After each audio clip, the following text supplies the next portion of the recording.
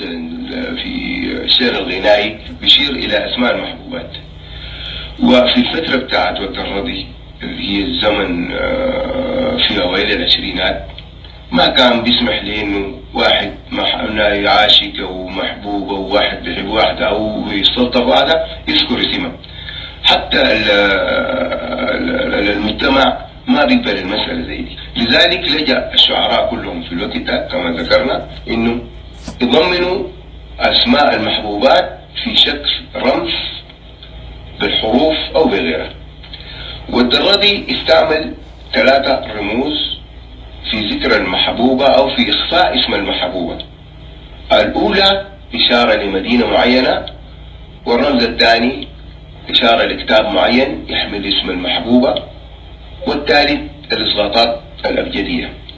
مثلا في المدن بيقول اللي بيتحدث عنها واللي بيكتب عنها اللي هي مكة، بيقول هيلا من قديم دولة تحققوا بالفضل أولى، فوقهم خيم الصولة وفوقهم الغرة المولى. الإشارة هنا أم الغرة هي إشارة لاسم المحبوبة. أما الكتب بيقول مصدب الراحة، منبت السوميد أين يا الراحة، تلاحم اكتافة الدافة بالراحة، عشتي المتنة المية شراحة. هنا يقول لها عشتي المتنة المية شراحة هي رسالة أبي زيد القيرواني. دي بعض الرموز في المدن والكتب. نيجي بعد ذاك في الرمز للحروف الأبجدية. أول ما بدأ والدرادي بدأ بالحرف الواحد، مثلا زي المرنوعة، زي شمس الغمام في طلوعة 2.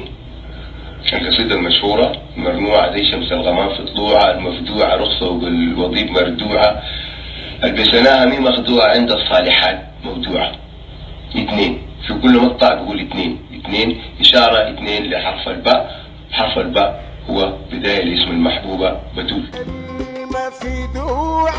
المفدوعة رخصة وبالوضيب مردوعة يا ليل